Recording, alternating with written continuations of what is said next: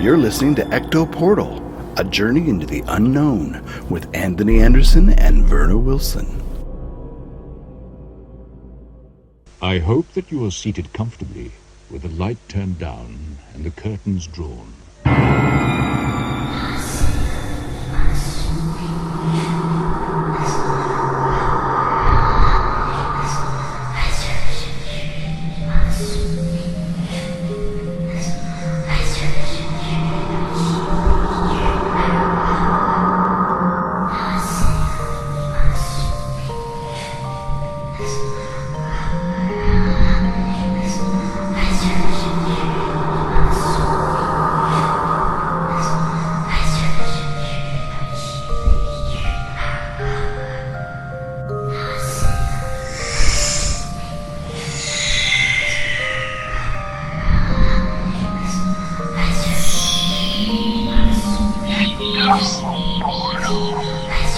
Somebody there?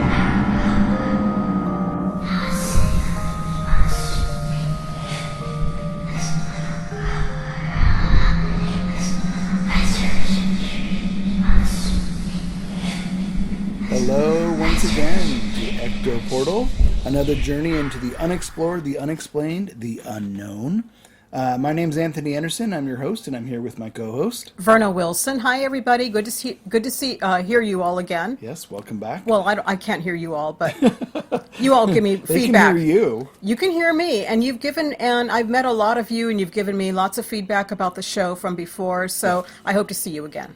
So what is this week's show? Come to think of it. It's going to be about Haunted Miller Museum in Missouri. It's a museum that looks like a large house. It looks like a little castle, and it fell into disrepair, and the descendant is repairing it back again, but it's been known to be haunted. Ooh, we'll have to get into that. We'll have to get into that. We love our haunted episodes for sure. Yeah, and I know it sounds morbid, but I love visiting mausoleums. They're so cool looking.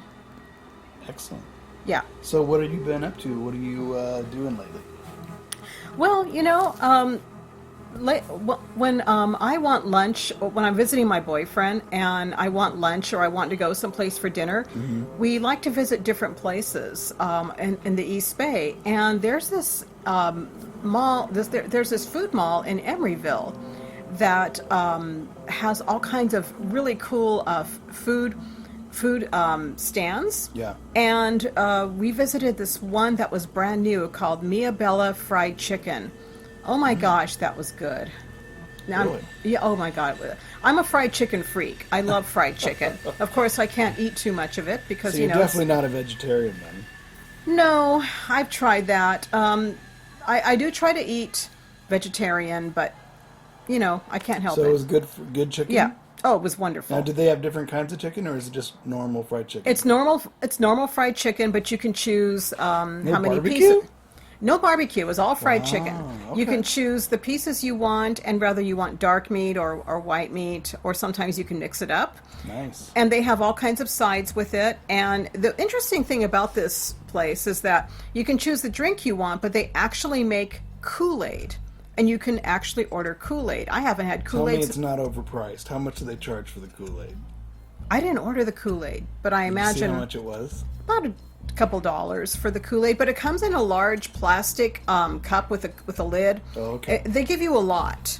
Okay, well, I would hope so for Kool-Aid, right? Well, I haven't had Kool-Aid since I was a kid. I know, exactly. And because it's too much sugar, and Yeah. I looked at it and I thought, oh my God, that Kool-Aid looks good, because I remember the taste when I was a kid. But Kool-Aid was great when it was really cold and it was really hot out. they Oh, keep it in their refrigerator, That's in the their best. refrigerator with the cold drinks, and it just looks so good. But I didn't get it because it's too much sugar, so I got a Diet Coke instead. Is And the place haunted?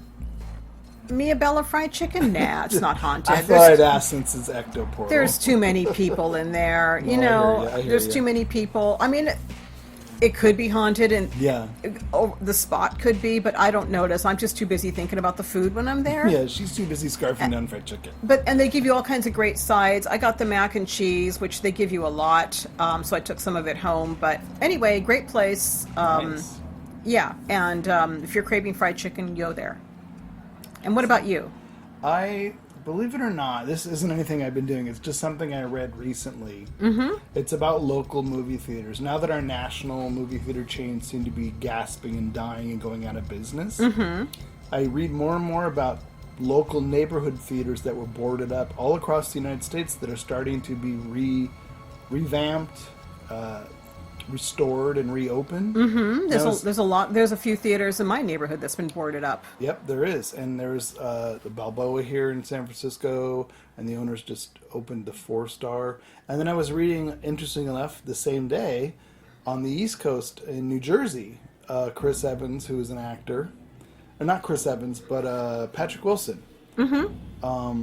actually is buying up these old neighborhood theaters in New Jersey that are all boarded up. They've been boarded up for a decade and a half. Oh, wow.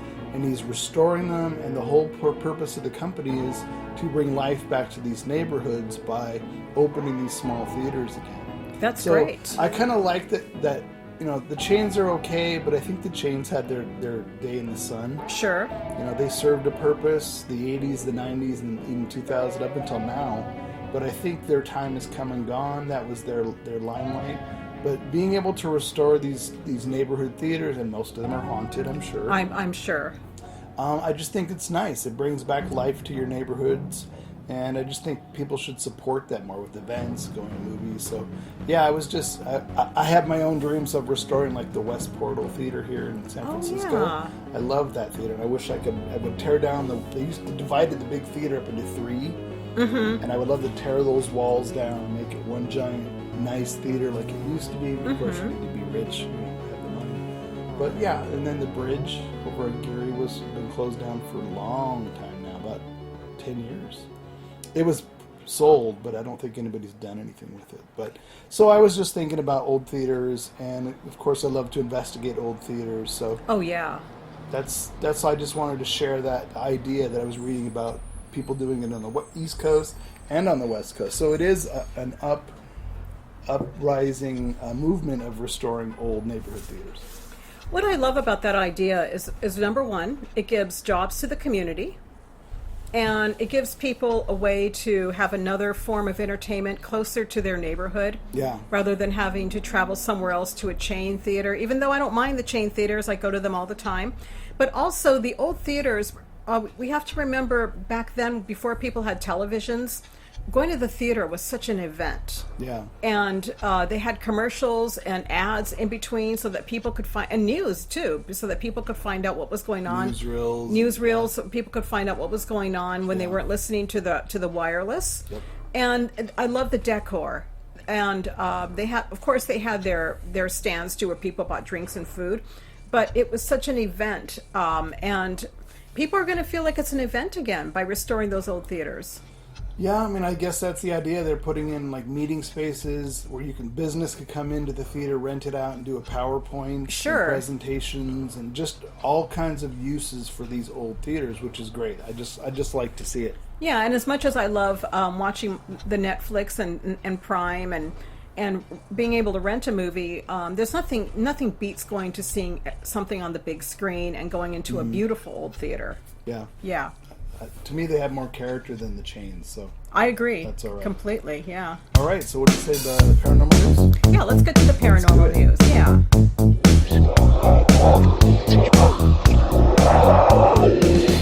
All right, welcome to the paranormal news. What do you got this week, Runa? Well, we have an article that's connected with Shakespeare. It's a castle that is not that's called Cawdor Castle in Scotland, and it's known for the connection to the Shakespeare play Macbeth, which I love that play. But it's also supposedly haunted by a woman that doesn't have any hands. Uh-oh. So yeah, it's a. She won't be clapping then, I guess. I guess she won't be. No. So anyway, it's a castle in Scotland, and it's known for its connection to Shakespeare. And a lot of people who are into the paranormal apparently have been visiting that castle, and it's near a town called Nairn, and it's and according to the legend, this woman fell to her death from one of the towers, which is very sad. Yikes. So for people who are into Shakespeare. Cawdor Castle is familiar, of course, if you've seen the play Macbeth or if you've read it, with the character Thane of Cawdor, and the real life Macbeth lived long before the castle was constructed, and the Thane of Cawdor title did not even exist during his lifetime. So, anyway, it has its link to the play. And the real-life castle was constructed around a 15th century tower house that originally belonged to the clan Cawdor before being passed to the Campbells in the 16th century. So today, Clan Campbell remains in control of Cawdor Castle. They still own it. And among the castle's most interesting features is that it's said to have been built around a holly tree that's also there at the castle. Mm-hmm. And the legend states that the Thane of Cawdor decided on a site to construct the fortress based on where a donkey with gold tied to its back laid down to rest, and it chose a spot underneath the tree. Good going, donkey. So with many castles, it has its own tale of hauntings, and just to stop you real quick. Did it say where in Scotland? What major city this is? I did. Sorry, I missed that part. It's called Nairn. Nairn. How do you spell Near it? Nairn. Nairn. Oh, I did okay. say that. Nairn. That sounds Yeah. right. Okay. So anyway, the legend states that. Okay. So anyway, these legends are mostly related to Muriel Cawdor, who was one of the daughters of the Earl of Cawdor. And according to the legend, Muriel was kidnapped as a child and forced into marriage to Sir John Campbell of Argyll. So some believe that the two remained married until Sir John's death, with her ghost known to stare intensely. So others believe that Muriel genuinely fell in love with him, and her father was furious when he found out. You know, stories can go around. So as she was attempting to climb down the window in the tower to escape, he chopped off both of her hands with his sword and sent her to her death. And Yikes. yeah, I know, some husband, huh? I wouldn't want to be married to him. Yeah, So how could she be in love with him again? yeah, really. So those who believe that the second version of events say that the ghost of Muriel can be seen wandering the castle wearing a blue velvet dress and without any hands. Wow. So that's a few people have seen it, so that's how the legend got around. So I wonder, I'm sure groups have done investigations in Scotland of that. It must be a popular place, I would imagine. I imagine it must be, yeah. So I'll have to look online to see if I can see, like, in the photographs of... Did they have any photographs in the There's article? no photos in there. Okay. It's just a rumor, and people, more than one person, have claimed to have seen it. Mm-hmm. You know, I've seen a ghost where somebody didn't have a body part. I was as a teenager, I visited this famous cemetery in San Jose with my sister and a friend.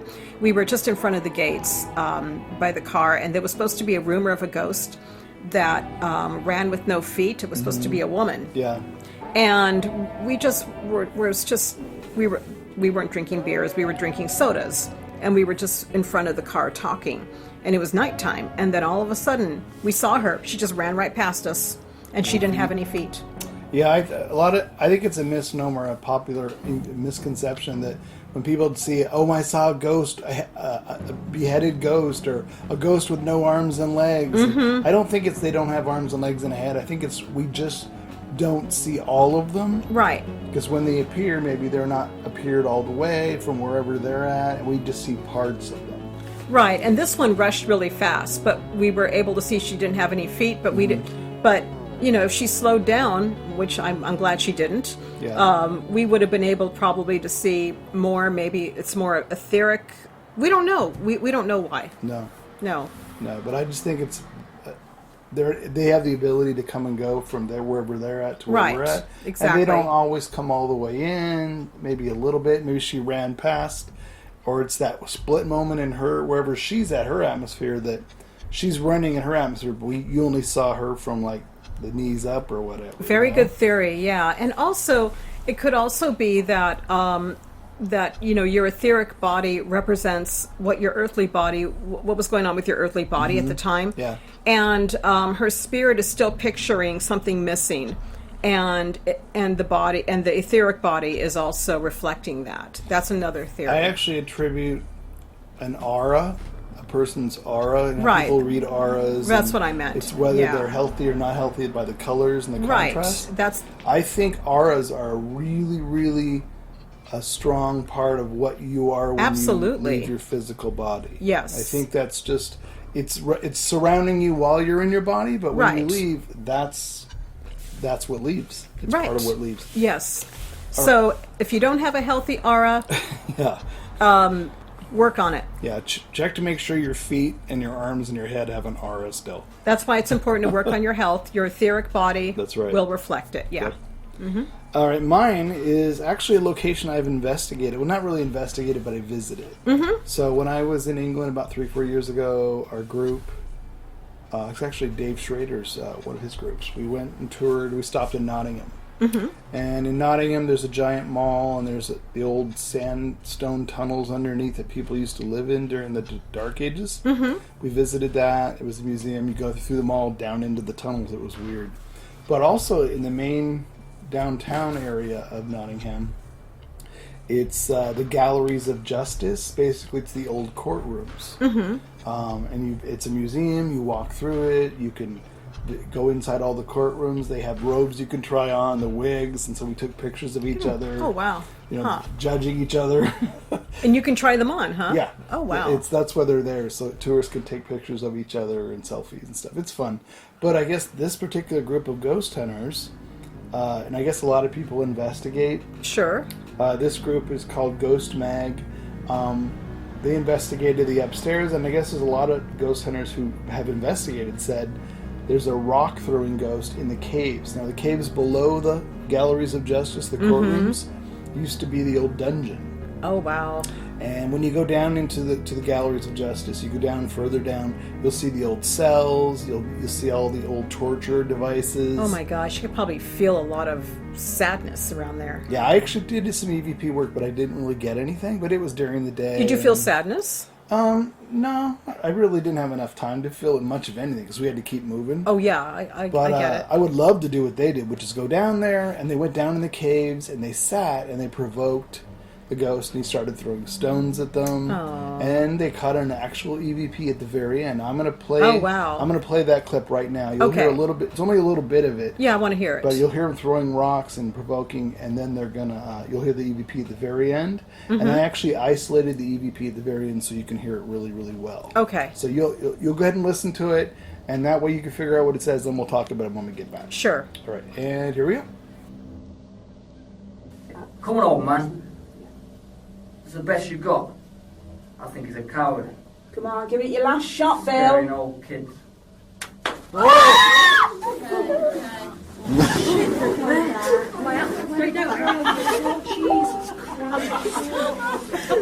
Where's my line? That's it. Marble's gone. No, you threw it. Where the marble was it? Is it still there? Whereabouts are you? Come on. Throw something else.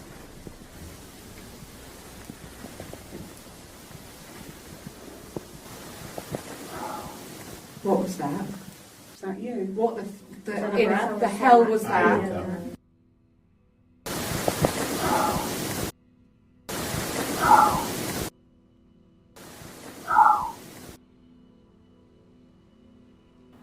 All right, so you hear them, like you said, provoking, like to get him, and he keeps throwing rocks at them, and they're like scared, they're giggling, they're having too much noise, and at the very end, that's when they said, "Are you having good fun on this tour?" And he says, "No."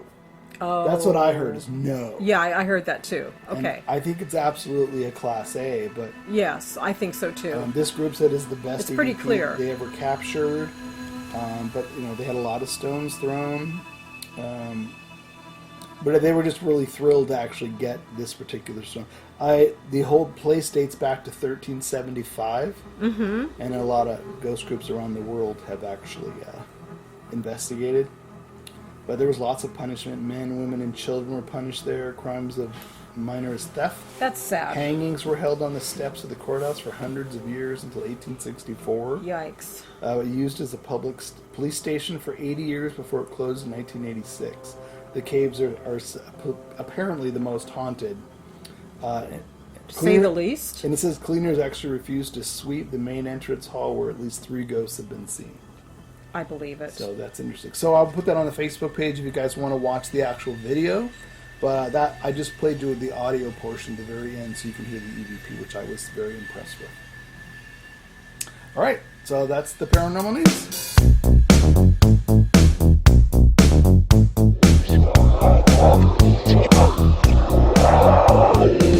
All right, so what have you got for us this week, Verna? Well, we have the Miller Mausoleum over in Missouri. And this mausoleum has the most interesting history. And one of the good things about this mausoleum is that the descendants, one of the descendants, Carl Cranfield of South Dakota, is actually trying to revive it. And he's trying to make it into a museum because he does see the value of people visiting. And he's trying to honor his family by making it into its former glory. It's really a beautiful museum, a beautiful, not museum, mausoleum. It's looks like a little castle, and it's 2 floors. Well, a mausoleum is a museum for dead people. It really is. I know. I personally find them very fascinating, but sometimes they just sit there for ages and we don't know what the family, if the family is visiting or. But anyway, if you've ever traveled to Missouri, it's Highway 131 through Johnson County, or you've been to the Warrensburg, Missouri area, you probably have seen the mausoleum. It's just north of Holden, and it's just off the state highway, and it's attracted a lot of people's attention for years. So it's not surrounded by a cemetery or other mausoleums. It just sits alone on the roadway, isolated and shut off from the everyday world. So there's no cemetery outside around it? It's just a building? It's just a building off the roadside, yeah. And it was constructed between 1915 and 1918. And the structure was actually thought of by Joseph N. Miller, who moved to Holden from the Macon, Missouri area in 1915. He was a biblical scholar, and he took inspiration from tombs described in the Bible, where they were built above ground. And he had a fear of his family being being buried in the ground, because of he was afraid that the ground would dampen. That's weird that you would sway your whole family history of how you were put to rest above ground because your old relative who built the building was too afraid of putting people in the ground. He was afraid to put them in the ground because he was afraid that he was worried about the ground being wet and dampening the coffin and probably ruining the body in the coffin. So he wanted to build above ground, and that's what he read in the Bible, that a lot of tombs were built above ground. So interesting. Yeah. So anyway, he had his.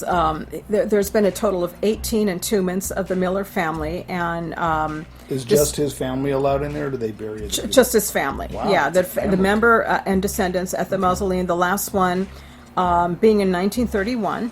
So, I think the last one was in 1931. But after his death, the mausoleum did pass on to the various descendants who moved outside of Missouri, and it suffered from lack of maintenance, and of course, the descendants didn't really keep it up. Yeah. And unfortunately, there was a lot of break-ins, and and a lot of the beautiful parts of it were fallen into disrepair. And also there was actually family mementos up there that were stolen. Some World War II mementos and other family objects that they put up there just to honor the family. It was stolen by people who broke into the mausoleum. And I'm going to say something about that, because if you broke into that mausoleum and you stole that family's items, shame on you. Bring them back. That's disrespectful and it's wrong. Hopefully they've haunted that person since they stole those items. You never know. You never know. So anyway, about I guess it was maybe 10 years ago, one of the descendants, Carl Cranfield of South Dakota, he started a road trip campaign to gain control of the mausoleum so that he could care for it. And after gaining full control of the mausoleum, he began the process of interring the bodies of those entombed at the mausoleum and the local cemetery in Holden. I guess he had to get permission from his relatives to do that because he just needed some special permission. No, he's burying the actual bodies that he was told not to bury in the ground. Right, right. So anyway, What after would his relatives say? they were all over the country, apparently. Oh, okay. So after securing and stabilizing the mausoleum, I guess they have a security camera in there now, and they put locks. He wanted to eventually transfer the ownership to a local nonprofit entity so that it can interpret the structure and the history of the Holden community. So he was hoping that he was hoping to gather local attention from as a rare historic site. And So I guess I'm confused. He took his family out. some of them. Moved them to the cemetery. So is this building being kept and restored to use as a continual mausoleum, or is it used for something else? It's actually being used as a mausoleum, but it's Okay. actually being used as a museum. It's actually it's being used as a museum, and you can go there and visit now. And it has and in the museum they have history of the town and the area as well. I was going to say every church in England, Ireland, and Scotland I visited, they're all museums, but they're also mausoleums and crypts. So, Right. that's not uncommon. But I guess here it would be uncommon, but in Europe it's not. Well, there's actually a GoFundMe for that, a campaign for this. I don't know if it's still active, but it's called entitled Friends of the Miller Mausoleum. So you can go, you can actually visit, and there's a museum there, and it has the history, and I think that there's also more relatives buried in there, and on the second floor. He didn't bury them in the first floor; he buried them on the second floor, and He really wanted them off the ground, didn't he? they did. He honored that, and I think that's great that he honored Mr. Miller's original request off the ground. And you can find out more about the family. And people have wandered in there, and I mean, look how imposing this looks. You can go up the It stairs. looks like a little mansion. It looks like a little mansion. So you can go up there and look around and look at everything of interest. But people have been noted to hear sounds in there. Well, I was just thinking when you were saying that, I was going, if I worked for the nonprofit that took care of the place, Yeah. to raise money, I would hold paranormal investigations there at night for 2 or 3 hours in the building, and all the proceeds go to keeping the building restored and upkept. I think he actually have led a few paranormal groups in there. That's a great way to raise money for a Yeah. place. People think, it's so sacrilegious, it's so wrong, it's so offensive. Well, yeah, but you're not exactly giving them money, so this is a great way for these people I don't think it's to raise sacrilegious money. or Some wrong. people do. They think it's offensive. Why? Because it's like Penhurst Asylum in Pennsylvania that I went to. Uh-huh. The guy who bought it, remember I said Yeah. it cost $1 million to remove the asbestos and restore each building. And it's 28 buildings. He bought the whole thing. Mm-hmm. He only restored 3 because that's all he could afford. So he has Sure. Halloween haunts in the Uh-huh. restored buildings every year to raise money to restore the rest of the buildings. Yeah. And they're like, it's offensive, it's sacrilegious against the people and patients who died there. You're mocking them. Well, no, the Halloween thing isn't mocking them. It raises money to restore all of the buildings. He said eventually he wants the community to be able to use all the buildings.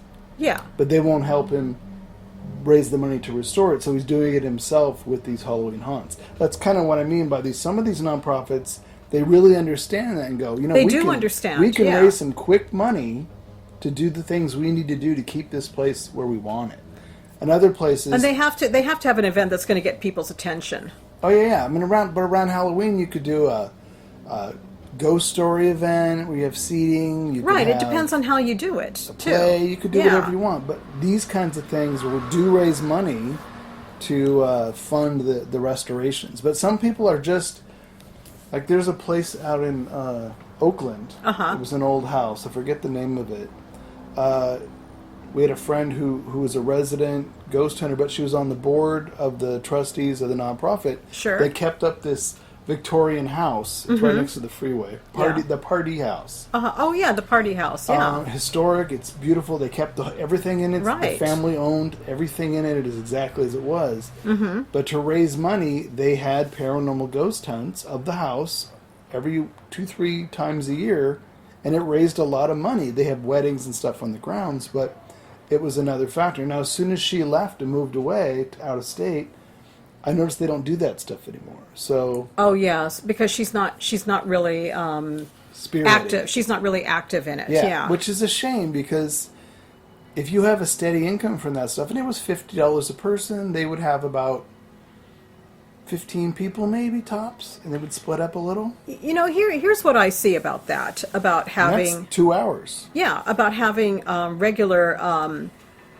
groups and people doing events that are actually investigating the place. Mm-hmm. You're actually kind of you're not really being disrespectful. You're actually kind of honoring the place, because I agree. That's exactly how I see it. when you do this, and you get into the history, and you're going in there, and you're actually trying to find somebody who's you never know what spirits are hanging around, Yeah. or not hanging around, and it's not necessarily the family or the people who live there, because Yeah.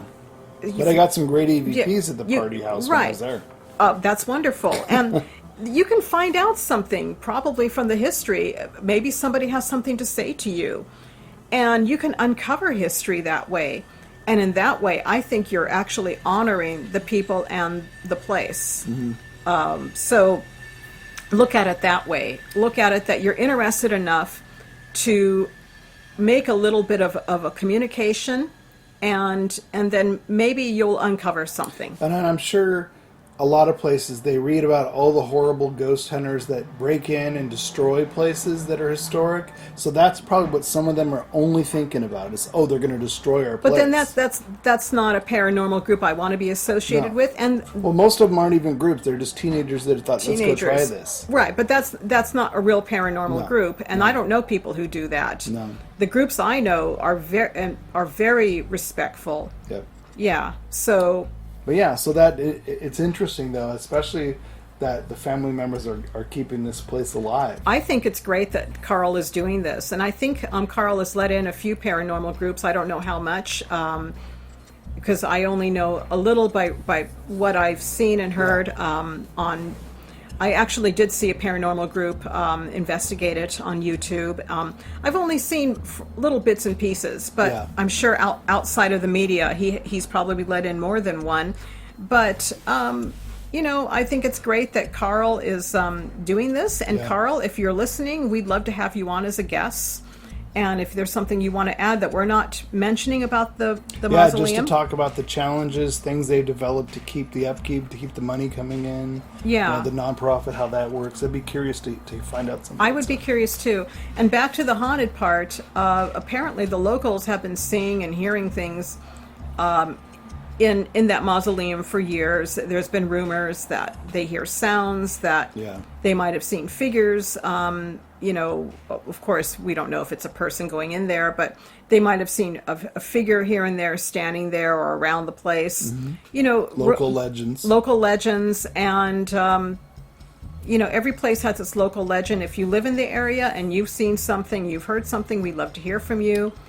But I'd like to give, I do like to give honor to old places like that, and especially if somebody is working on reviving it and they're honoring their family.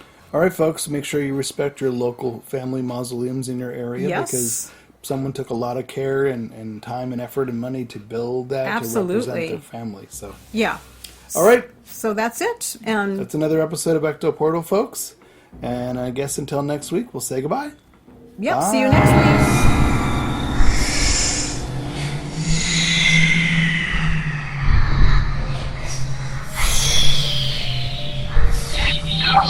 Portal.